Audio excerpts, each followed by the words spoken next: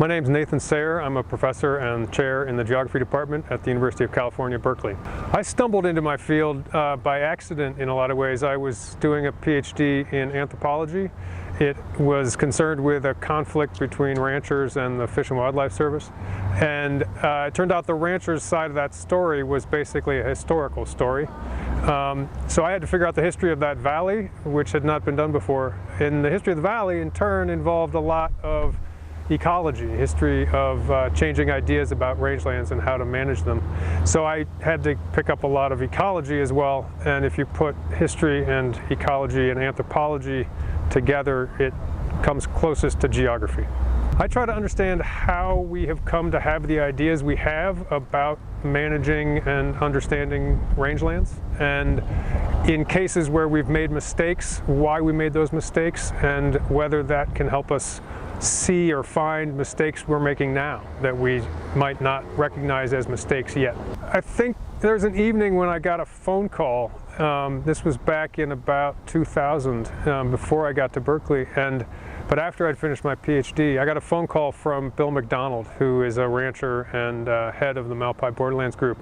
And he invited me down and asked me, he basically said, we want to hire you to work on figuring out a plan for the next 10 years of our organization. And that was a moment of real affirmation for me, to be asked by ranchers to work with them rather than showing up and telling them that I'd like to work on them. And the work that I've done with Malpai since that phone call has been really formative for me and my trajectory. So I'm Maria Fernandez Jimenez, and I'm very pleased to introduce our spotlight speaker for the Forest and Rangeland Stewardship Department Seminar Series, Dr. Nathan Sayre. And a little bit about Nathan's history and how kind of a philosopher, anthropologist, geographer ended up writing a history of range science. He started out actually his undergraduate career at a place called Deep Springs College, which is a small liberal arts college but also a working cattle ranch. So that maybe explains a little bit of it. And then went on to major in philosophy at Yale and got his PhD in anthropology at University of Chicago, and did a postdoc in the Southwest with the Jornada Experimental Range. And so truly interdisciplinary, and I have all these in my office, so I thought I'd bring a range, 3 of the 4 books, and you can see the great variety here, starting with sort of political ecology, ranching endangered species and urbanization in the Southwest, which came out of Nathan's PhD dissertation, and then he wrote a handbook on range management, the New Ranch Handbook, and then Working Wilderness, which is about collaborative conservation in the Southwest, and then his most recent work, which in my view should be required reading for any range scientist or any scientist who works in rangelands, The Politics of Scale. So thank you very much for joining us, Nathan, and I'll just... Thank you. Thank you. Yeah, thanks, Maria, and also Denise and Karina and everyone. The students, I'm told, are the ones who voted to invite me. I'm very grateful for that. I feel like it's startling to me that I have not been here before. It's a real long overdue pleasure to be here and see old friends like Rick and John in the audience as well. I'm afraid this is a unapologetically self-promoting talk about my new book, although it is now just over a year old, The Politics of Scale. It's, as Maria said, a history of rangeland ecology, range science. Anybody recognize this place? This is the picture I thought they had agreed to put on the cover of the book, and then suddenly they hadn't. They took it back. I found this picture in the National Archives in Maryland under Forest Service photos. Dated 1951, and it was taken in the Bighorn National Forest in Wyoming. I liked it because it captures for me something about the history of range science. The apparent puzzlement of the gentleman sitting out in the middle of this field or this pasture. He's looking down. which is emblematic, I think, of a longstanding tendency to try to use observations of very small spaces as our kind of starting point and then extrapolate up from them. If you read the caption, which in the archives is pasted in the upper corner on this big board that the photo was on, the caption tells us that this place was known as Crazy Woman Sheep Driveway, and that every year 80,000 sheep used this driveway to move from one place to another. And that the puzzling thing about Crazy Woman Sheep Driveway was that even though 80,000 sheep used it, there was no sign of erosion. And in the logic that the Forest Service utilized to think about rangelands at that time, that itself was puzzling. It made no sense that you could put that many animals on a place this, it's a big place, but obviously that would be a lot of animals, and not have it result in some kind of degradation. Because the assumption was the more animals you put out there, the more degraded it will be. And you can tell that the grass is cropped short, but you can also tell that there is still quite a thorough sod of grass plants there holding that soil in place. Anyway, those were some of the reasons I thought it should be the cover of the book, but the marketing people at University of Chicago disagreed. Maybe they thought this would just turn people off. Who is that weirdo sitting out there? Anyway, the argument of the book, sum it up for you right away at the beginning. The argument of the book is that rangelands defied and resisted efforts of both state agencies, private ranchers and sort of the investors behind them, so capital, and scientists, defied their efforts in the context of, let's admit it, sort of Western settler colonialism, in their efforts to understand, utilize, make money from, and settle, administer, territorialize the Western range. And that scale was at the center of this defiance or this resistance, this inability for these forces that have been so effective in so many other landscapes to do what they were aspired to do. Science, I argue, served more to rationalize and naturalize rangeland policies than to guide or even inform them.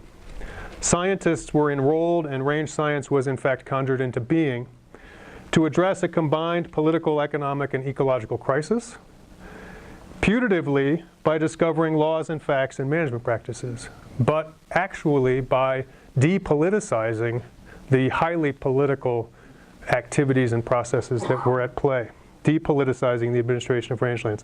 This is a thesis that is not surprising if you come at this from, say, science and technology studies. I don't think it's even that surprising if you are a range scientist, but it might be surprising to a number of other groups of people interested in or participating in debates about public lands in the West. This is how people typically think of rangelands. Where are they? They're whatever's left. Typically, most of the people, for whatever reason, they are actually more interested in anything else. And you set aside the forests, and you've got a lot of interesting things about them. You set aside croplands. There's a huge science on those. You set aside cities and so forth. And then whatever's left, you call it rangeland. And it's something of an afterthought. That is, in fact, I think, the most coherent way of understanding how rangelands are defined, even though various definitions have been offered over the years. And it's funny, too, that, here's some, and then there's a bunch here. Mexico, well, who knows what that is. So the rangelands are, in a sense, doubly obscure. They're invisible, both in the sense that people are actually sort of thinking about other things more, and rangelands are just whatever's left over, and also the diversity of rangelands, the fact that rangelands are, in fact, highly diverse and different, right? This is sort of characterization, a map I asked our cartographer to make for the book. High elevation montane forest is not a rangeland category, but everything else here, hot deserts, coastal grasslands, Great Plains grasslands, Great Basin, and then southwestern desert grasslands. This is a table, sorry, the pointer doesn't work on the screen, that gives you some sense of the variety of productivity and the huge range of productivity. So, areas where the production in a good year might be 5 times as much as it is in a dry year, for example. And also the varieties of federal ownership. Some of these, like Great Basin, being almost entirely owned by the federal government, others not so much. Coastal California, very little, for example. Notice that southwestern desert grasslands, there's only a little bit of them. They're a minority of the rangelands of the West, but they are also where the preponderance of the earliest range science was conducted up until about 1928. Better than 2/3 of all the range science that was done in the United States, at least at the federal level, was done on 2 locations in that little piece of the Western Range. The reason was this. In the 1890s into the early 1900s, the combined effect of heavy grazing and drought decimated grasslands that had previously been highly productive. Perennial, very nutritious grasses, black grama, blue grama, laid waste with the combined effects of very large herds of cattle, very little control over where they went or how many of them there were, and very little rain for periods of multiple years. And this crisis is what precipitated federal action to send people west, and scientists, very many of them trained at the University of Nebraska, as you'll find, to analyze the situation and try to come up with answers and to conduct science. The earliest research was done under the auspices of the Bureau of Plant Industry, not the Forest Service, which is a key piece. In 1903, they set up the Santa Rita Experimental Range. That's before the Forest Service even exists. In 1912, they set up the Jornada Experimental Range, also set up by the Bureau of Plant Industry, although by this point the Forest Service did exist. Both of them were turned over to the Forest Service in 1915. And from that point on, the Forest Service was besieged by complaints, both internal and external, and from Congress, about why the Forest Service owned these pieces of desert that had no trees on them. And what relevance did this have to the Forest Service's mission? And that was a good question, and it really didn't make a lot of sense. Suffice to say that the Forest Service, nonetheless, was in charge of these research stations, and that the imperatives of the Forest Service, the larger institutional imperatives of the Forest Service, had a lot to do with how the findings of research at these 2 locations were interpreted. The Jornada was turned over to the Agricultural Research Service in 1953 at the very earliest opportunity to do so. The Santa Rita was turned over to the University of Arizona in 1988. So neither of them belong to the Forest Service anymore.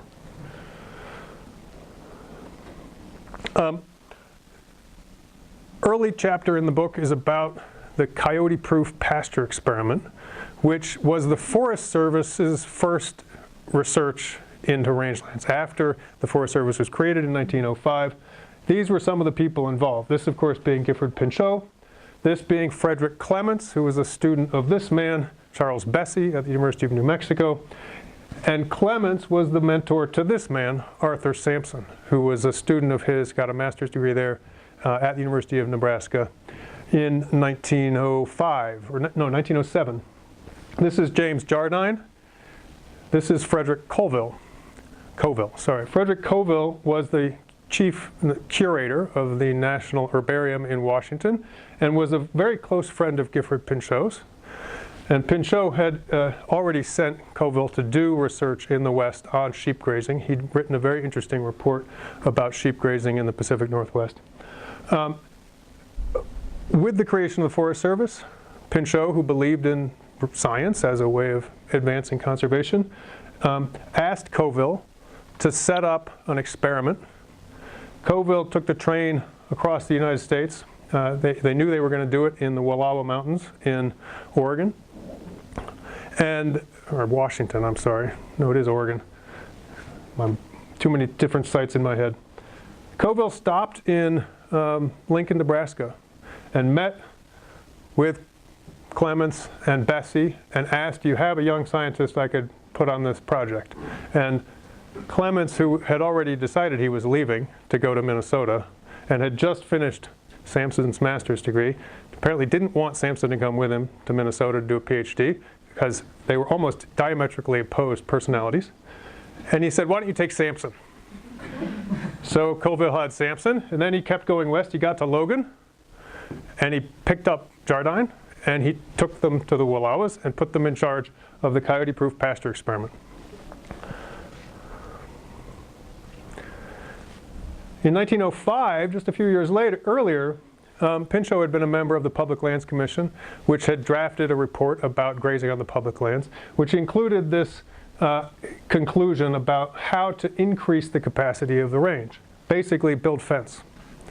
If you build fence and control livestock numbers, grass will come back. And many, many early experiments were all about this. The Santa Rita Range, they fenced it, they kept cattle out for a period of years, and they started taking fence line contrast photographs to demonstrate. It was almost like the fence itself was causing the grass to grow, something like that. This influenced Pinchot's thinking. And Pinchot was thinking, and along with Coville, that if you could build fences, you could do a number of things simultaneously. And I think the next slide gives you a sense of the kind of fence that they ended up building here. And you could reduce the need for herders, because you wouldn't need to keep such close track of the animals. But that really only worked if you also could keep out predators. And that's why this fence that they built is so elaborate, and why they cut down all the trees so that even cats couldn't jump from the branches, right? They need a wide buffer around this. But the idea was that if you then put the sheep in the pasture, you wouldn't need a herder, so you'd save a bunch of money that way. The sheep wouldn't spend any time running away from dogs, the herding dogs, or coyotes or wolves or bears and that sort of thing. They would therefore trample less forage, and they would devote all of the forage they ate to producing meat and wool. This was the hypothesis. And Coville had actually met with a prominent sheep grower in Wyoming between Nebraska and Logan, who had talked about how really what he wanted was not to have so many herders. He wanted to have many, many more animals per employee.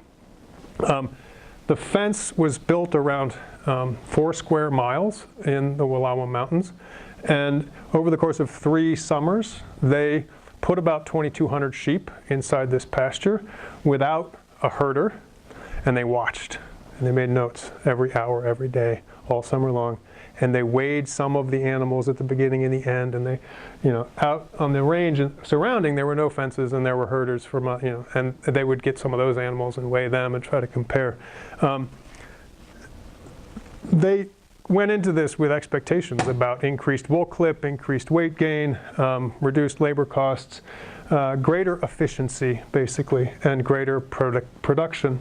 And they more or less had convinced themselves this was true before they'd collected any data. I mean, the first season they only got a couple months or maybe 1 month of data, but they immediately started writing reports about what a fantastic success this was. And they ran the numbers, and they came up with it was early cost-benefit analysis, really.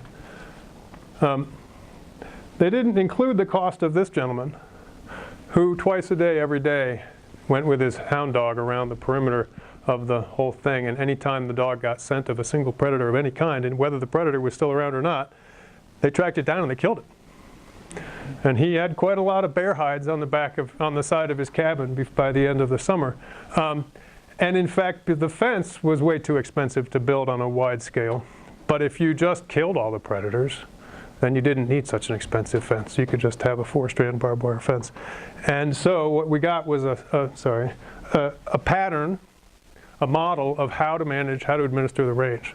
And this had a number of advantages beyond reduced labor costs. It also meant that the scientists had control, right? Experimental control. They could control how many animals were in a given amount of space. They could measure those things, and they could adjust them. They could then start making calculations about the effects of different densities, different stocking rates on vegetation, on weight gain, on mortality, reproduction, that sort of thing. It was a kind of coming together of the interests of the ranchers, who wanted lower costs in labor, the administrators, who wanted some way of allocating the range and breaking up the sort of free-for-all, the tragedy of the commons of the earlier period. And it met the needs of science in the sense that it allowed for control and experiment. Meanwhile, so James Jardine was primarily in charge of the coyote-proof pasture experiment, but Arthur Sampson was right there next to him helping.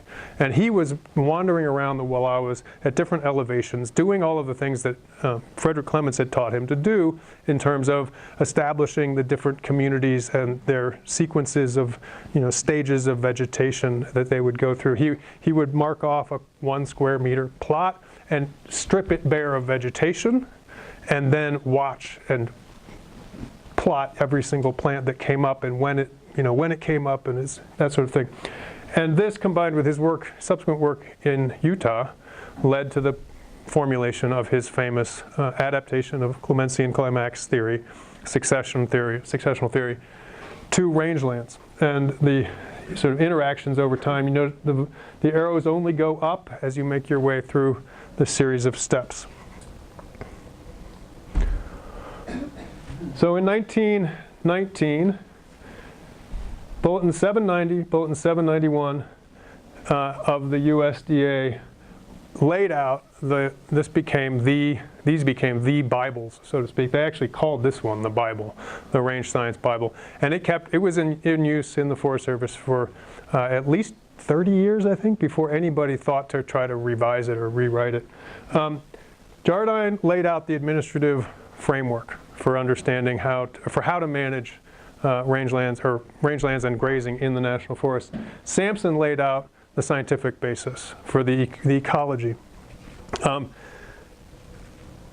most important thing, I think, about this, in fact, is not what either one of them said necessarily, but how Jardine, who was by this point chief of grazing in the Forest Service, interpreted Sampson and his report. And this I found in the annual report of the chief of the grazing. Jardine had to turn in a report every year. It's in the National Archives. This is not a publication. But he describes the importance of this research that Sampson has done. And he more or less flagrantly misinterpreted Sampson's conclusions, right? Sampson had shown that shifts in plant composition could be used to detect overgrazing early. Right? If you see a sort of reversal in the successional stage in the changing composition of the plants in your plots, you could infer that there was overgrazing, and then you could make an adjustment quickly before the damage became sort of serious or lasting. Jardine took this to mean that you could find the correct stocking rate. Once you knew the correct stocking rate, the carrying capacity for a piece of range, you could fix the stocking rate at that level, and you were done. And you could keep it there, and you would never have a problem. When in fact, that's not what Sampson said at all. Sampson hadn't calculated carrying capacities of any sort, either in the Wallowas or in Utah. But this is how Jardine read it. Carrying capacities and stocking rates became the central obsession from that point forward of scientists and administrators, ranchers, and later of environmentalists. This appears to have been motivated by the needs of the ranchers and the Forest Service bureaucracy alike. They both had a shared interest in static stocking rates. Ranchers wanted to be able to capitalize their forest leases. They wanted to be able to borrow money against the lease to a piece of land that they didn't actually own, right? And that meant converting that lease into some kind of revenue stream that could be essentially measured in livestock, and the production of those livestock. Bankers wanted to know how many livestock a lease would have in order to collateralize their loans. Bureaucrats wanted to avoid resetting stocking rates every year because that was a source of ongoing conflict with ranchers. And Jardine says this explicitly, like ranchers, if you try to tell them to change their stocking rate, they don't want to go there. So we need a magic number. And the magic number he took to be scientifically validated by Sampson's work. Okay, how many of you have heard of this gentleman? Earl Clapp. If you're in forestry and you haven't heard of Earl Clapp, you've got a historical blind spot you need to explore. You need to fill in. This man had so much of an effect on the Forest Service, not just with respect to range, but with respect to forestry as well. He was the head of research for the Forest Service for 20-some years, and he built an empire. I don't know what to say about that weird facial expression he seems to have all the time. So in 1926, he headed a commission, a three-person committee that was convened by the American Tree Association and the Society of American Foresters to develop a national program of forest research. This was not Forest Service sponsored, the effort, but he worked for the forest. He was, what does it say, chief in charge of the branch of research, U.S. Forest Service. That report was followed shortly thereafter by a National Plan for American Forestry, which was an official document of the Forest Service. The 1926 report devoted, what, 16 pages out of 230 to rangelands. So you can see that it was a fairly small part of the overall focus.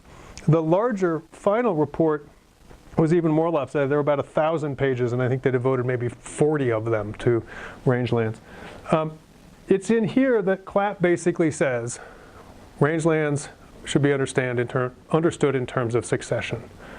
And he admits we have an N of 1 to support it, which is Sampson's work in the Wasatch Mountains at the Great Basin Experimental Range. But he basically says, that's all we've got, and that's where we're going to go, and that's just how we're going to do it, right? And this is important because 2 years later, they got the amount of funding he had from Congress to pay for range research and all kinds of forest research went up by a factor of about 10 under a piece of legislation that really allowed him to build out a west-wide and even nationwide research apparatus for the Forest Service. And oddly enough, in about 1930, suddenly, the science papers, both in journals and reports for the Forest Service coming out of the Jornada and the Santa Rita, suddenly they're all couched in terms of successional theory. They're all couched in terms of Clementsian concepts and terminology, which had not been the case up until that point. There had been very little of that type of framing of things coming out of the research up until that point. So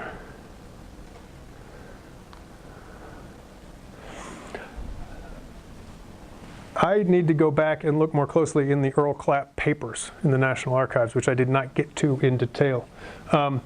My hypothesis, based on what I have found, is that Earl Clapp embraced Sampson and Clements for reasons that resemble Jardine's embrace in terms of static stocking rates, but which were actually motivated by this, fire suppression. This is Clapp with FDR. Here he is with that same expression on his face. FDR admiring a poster as part of one of, this famous anti-fire propaganda campaign mounted by the Forest Service in the early part of the 20th century. And here he is again. At least he's got a little bit of a grin on his face at another event to help prevent fires. Why is this? In the teens, and published in 1920, the Forest Service had sent out a questionnaire to district rangers across the West. What are your thoughts about grazing and fire? Do you have any direct experience? Do you think grazing the forest reduces the incidence of fire? Do you think it reduces the size of fires? And they got about a 65% response rate from a sample of, I think, about 100 district rangers. And the evidence from all of them was very clear.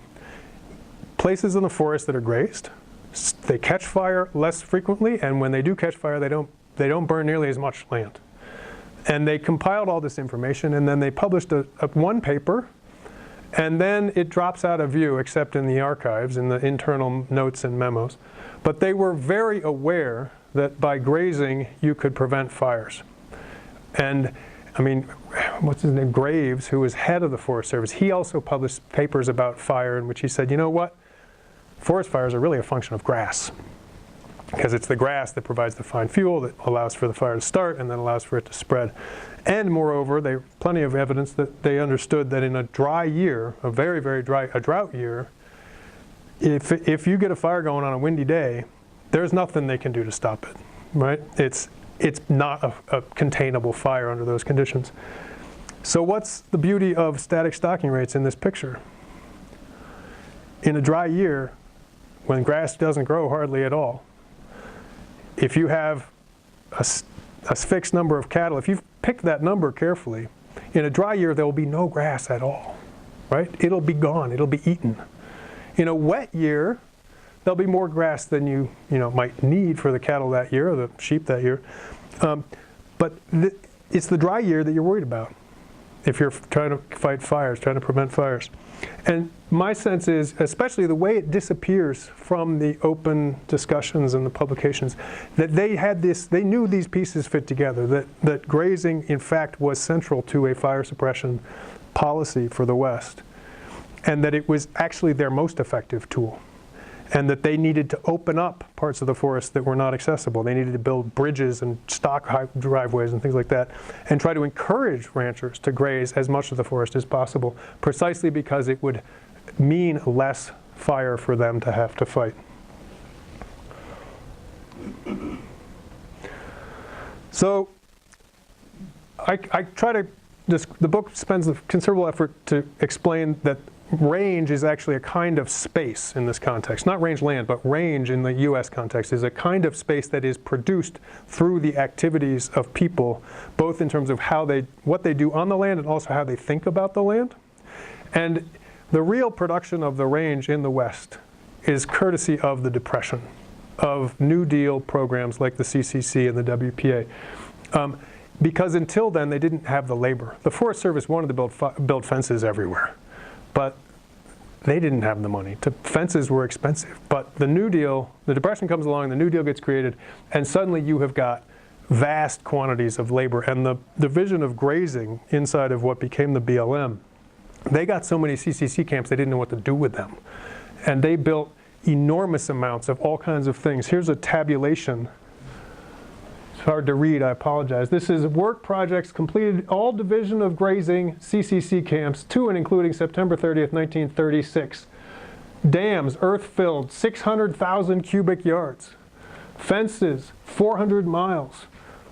Forest fire fighting, 15,000 man-days of fighting fire. Predatory animal control, 360 man-days. Seed collecting, grass and shrubs, 4,000 pounds.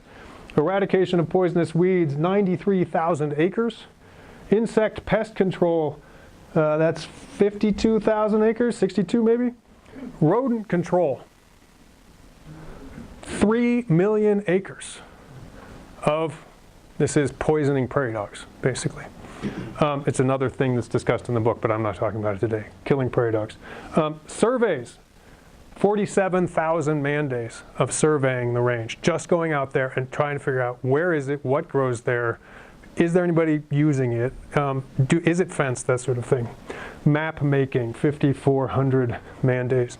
These were the activities that it took to try to territorialize these lands, right, which were so extensive, highly variable, highly diverse, and oftentimes difficult to get information about, let alone go out and do things like build fences and so forth. Once allotments are fenced, an important step toward the conservation of public lands will have been made. That was the caption they put in this annual report. But calculating carrying capacities, which was at the center of this whole logic, right, remained a puzzle, remained a kind of black box. In 1939, the Forest Service convened a seminar of its science and top administrative brass and scientists from throughout the West. And they met at the Great Basin Experiment Station in Utah. And they met for like 4 or 5 days. They had all kinds of papers and talks. And in the middle of it, one speaker says, quote, "Our best indications are that the error in forage inventory is around 15 to 20%, and in some cases, possibly a little more." They devoted pages and pages and pages to discussing and debating how to measure forage accurately. And 15 to 20%, that might not sound like a big deal if you're a scientist, but if you're a rancher and that's how they're basing how many animals you're going to be allowed to run, that's a huge, that could be your entire profit margin right there. Anyway, meanwhile, they built more fence and they took more fence line contrast photographs.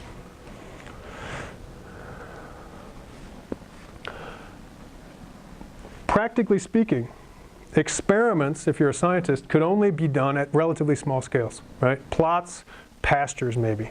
Rarely did they go beyond maybe a couple 100-acre pasture. They had to be done at smaller scales. They had to be done at shorter time scales. And if the results that they obtained could not be extrapolated to larger areas and longer time periods, they were both scientifically sort of not very interesting or credible, and also administratively not very useful. right? So they had to assume the sort of linearity across scales that would permit extrapolation in space and time.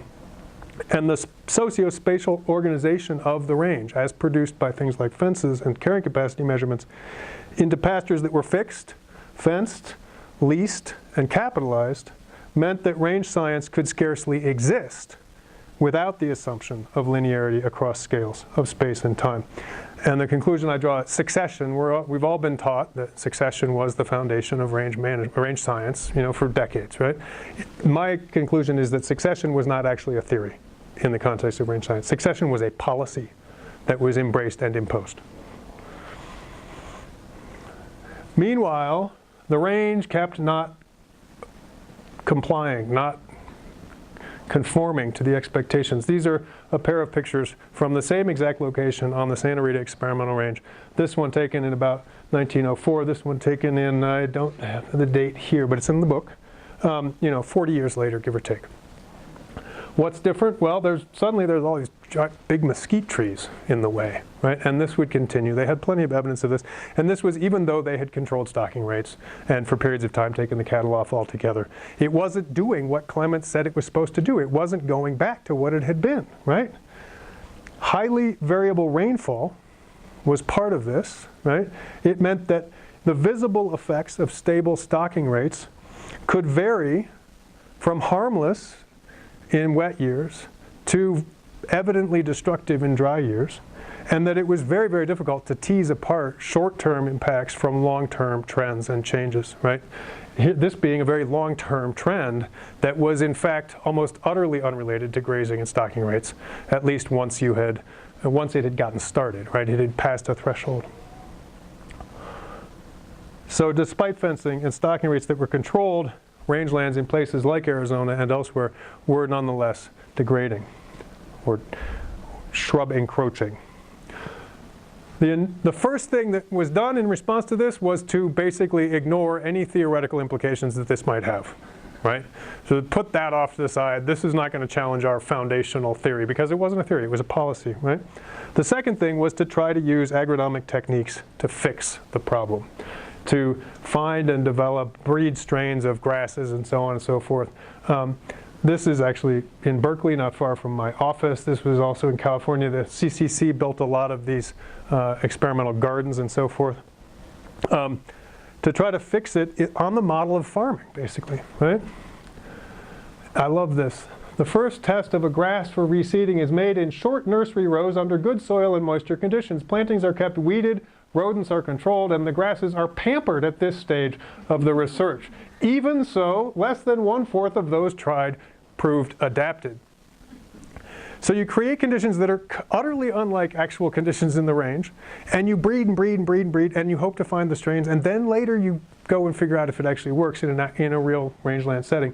And you can see this is a guy collecting grass seed. This is this is the beginning of our problems, our sagebrush problems in the Great Basin, right?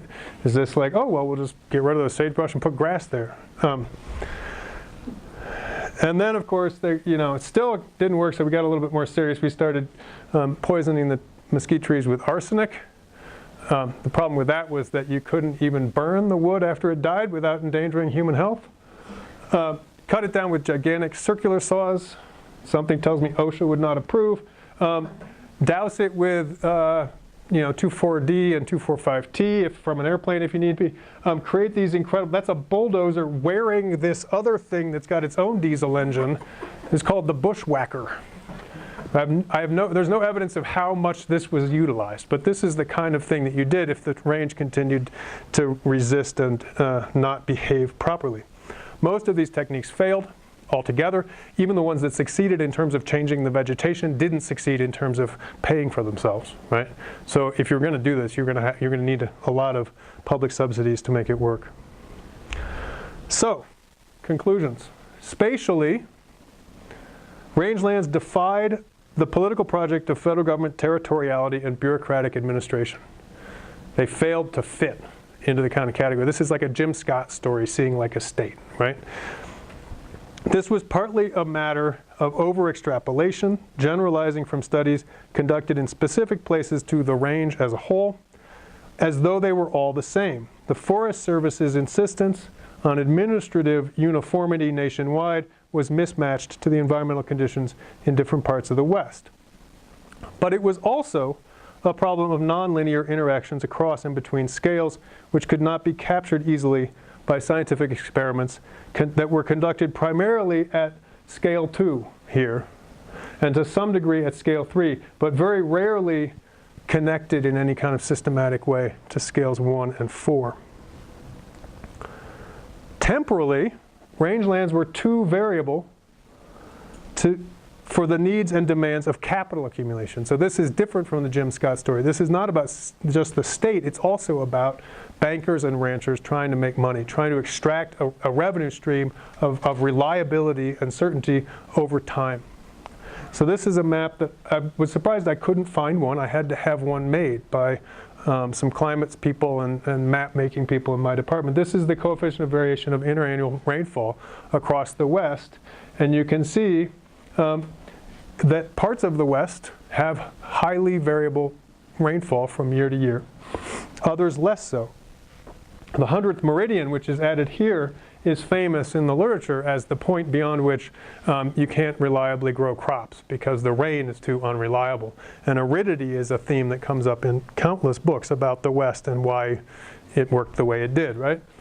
Variability, I think, is actually more important. It had a more decisive impact on the successes and failures of the agencies and also ranchers and settlers in the West.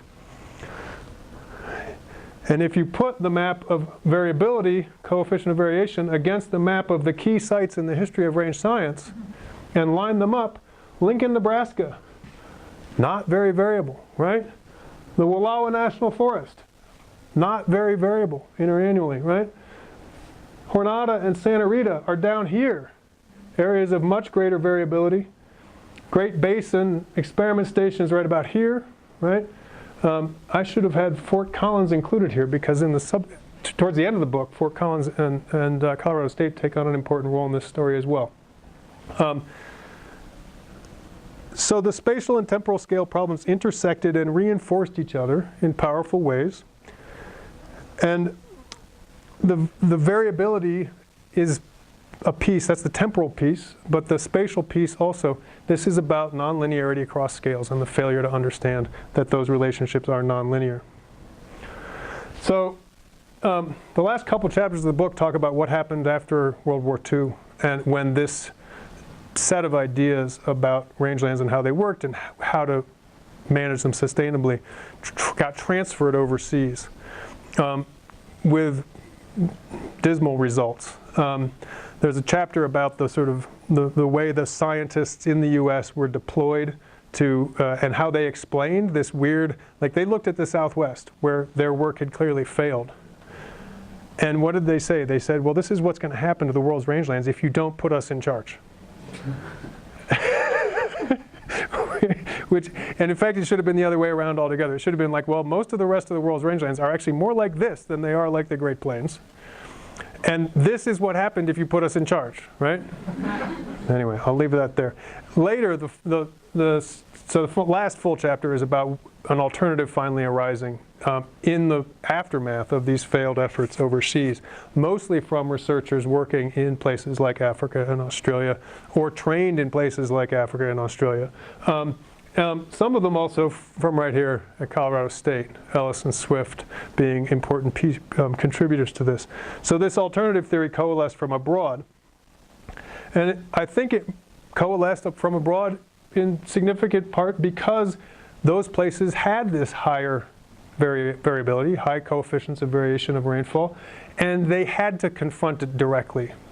It was sort of more immediately obvious that the conventional range paradigm was not going to work. This is a map that Brandon Bestelmeyer and I and Jeb Williamson from the Jornada put together for a paper about rangelands. And we estimate that 28% of world rangelands have a coefficient of variation of interannual precipitation of 0.33 or higher. And that's been postulated as kind of the key breakpoint. And this paper, which just came out last week or 2 weeks ago, is worth a look. They have got, didn't realize that data even existed for this type of an analysis, but they have analyzed and come up with conclusions suggesting that the coefficient of variation in precipitation is actually increasing, has increased over the course of the 20th century in large parts of the world. They also do an interesting thing here, mapping variability in relation to how much of the land is being used for pasture and how much of the market activity in that space is about livestock. And this intersects the economic and the ecological in really interesting ways. And they conclude that in these areas, that some of these areas are highly market influenced, like Australia and the Western US. Some of them are very much subsistence oriented in terms of their livestock activity, and that they are both experiencing increases in variation in rainfall, but obviously with very different kinds of implications for the people raising livestock. This is the figure just depicting the increasing variation from the 1920 to, it looks like it's gone down in recent years. I'm not quite sure what to make of that. They don't really explain either. Anyway, last thought. There are some hopeful signs out there at the end of the book focused on community-based conservation, but I don't think I need to tell you guys about that, right? I want to come back to this slide with a question that is not raised at all in the book, and which I am thinking about now, and which I was pleased to have lunch and chat with a couple folks here about it today. And that's the question of why is it that there's so much buzz around the idea of using rangelands to sequester carbon and save us from climate change? It's an idea that seems to be unable, like science and scientific findings seem unable to dampen the enthusiasm of many people around this idea, right? And I don't distrust the motives of the people who are trying to save us from climate change. I know that the rangelands are big, and if you can add just a little bit of carbon to each hectare of rangelands, you will sequester a lot of carbon. But the determination they have to make this central to a climate change mitigation strategy seems indifferent to the scientific literature and findings of soil scientists. And I detect growing alarm, actually, among some soil scientists about this. And I think it actually does come back again to this. It comes back again to the fact that rangelands have always been, in our culture, our society, our country, a residual consideration, a kind of, they are the cheapest lands we have, right? And they're the cheapest lands we have, not because they're the least interesting, but because they are where you can make the least money. And because they are big and cheap, they look like the perfect place to do whatever crazy idea you've come up with that you can't do on more valuable land because there are people there using it for valuable purposes, right? Who have power. And I'm concerned that that's actually what's going on here, and that this history of mistaken ideas thrown across rangelands with this kind of relative disregard for the details and the context and the people who are using them is perhaps repeating itself. And if what it means is that the world agrees to a strategy for climate change mitigation that in fact doesn't work but has the virtue of making us all feel good, I think that will be a pretty tragic outcome. Anyway, thank you very much.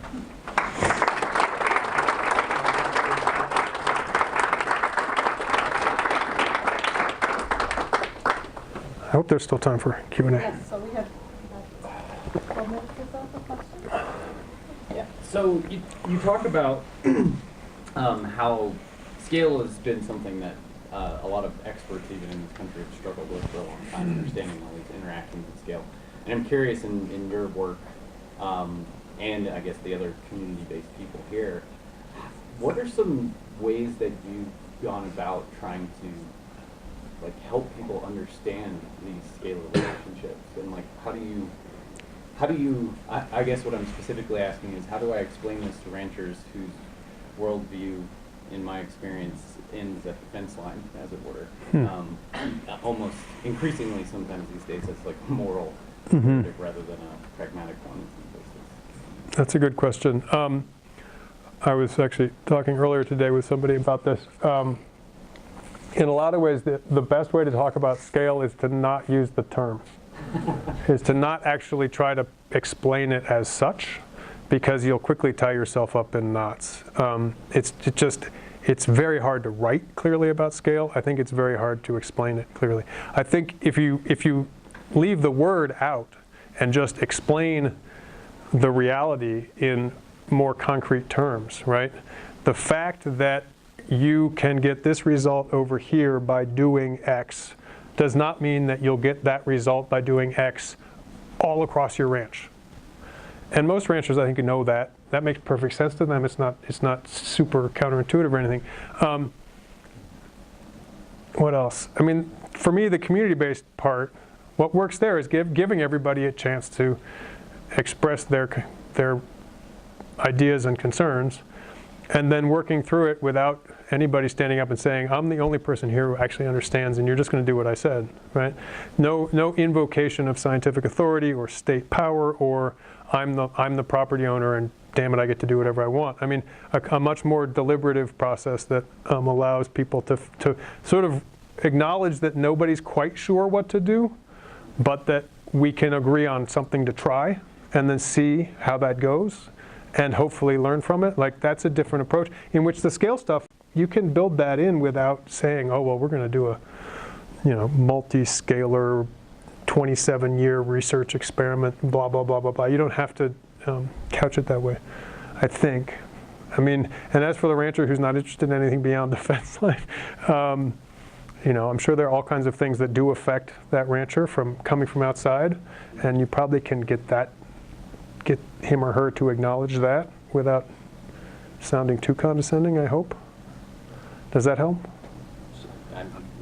It's hard, I guess, sorry. I've actually sort of I've almost given up trying to write about scale because it's so complicated. It's so hard to do it clearly. It actually doesn't come up all that, anyway, yeah. So, it seems like the book's telling a story of almost a century of science and management in turn based on a theory or a policy disguised as scientific theory. Wondering what advice you have for, especially for those of us who are sort of early career training to be scientists, managers, policymakers, whatever. What's the advice in terms of avoiding or averting that from happening again? Right. Sort of how to, especially in light of sort of this push for improved science communication and all that to influence policy and sort of that relationship. While it seems good overall, I think there's potential for these types of things to precipitate in other contexts or similar issues. Yeah. Yeah, one of the conditions that the scientists faced in the early 20th century, people like Gifford Pinchot, who was in charge, and he was absolutely convinced that science was the answer, right? That science could answer these questions, and that if you got the right scientists and they worked hard and so forth, that you would find the solution, right? And the solution would be correct. And that seems to mean that scientists are empowered, scientists are resourced, and that we learn and solve problems, et cetera. So that progressive faith is not only now gone, but is almost turned upside down. There's a lot of distrust. There's a lot of, no, we can't give you any money. So it's hard for me to imagine what a scientist back then would think about setting out to do this kind of work now. I think from a sociological point of view, it's hard to dispute the fact that scientists have never been as powerful as academics like to think they ought to be. And that scientists are as often the tools of more powerful interests as they are correctives of those interests. And that's true in agencies, just the way it's true in private sector corporations, right? And it's just to say a certain humility is probably a healthy thing to have going into this. With that said, I think it's still the case that there are things you can learn from scientific inquiry that are otherwise hard to learn. And there are ways in which powers that be will listen to certain kinds of science, at least, more carefully or with more respect than they'll listen to a lot of other things. Quantification has got this magic power over the minds of a lot of people that is out of proportion to the actual underlying rigor and the quality of the data, but nonetheless, it impresses people, right? Try not to find yourself in a situation where your own ethical standards are you're being asked to compromise your standards as a scientist, but understand that that might in fact be something you have to be on guard for, right? And also just, the powers that be hate it when scientists say we need more research or say, well, these are all the things we don't know, but that is in fact how science works, right? You pay attention to what you don't know, and that's the focus of your efforts, is what you don't know. And that doesn't lend itself to silver bullet type promotion and boosterism, but it is what I think that's what we need to keep saying to people. We need to prevent them from getting outlandish ideas and thinking that the science supports them. Again, I hope that helps.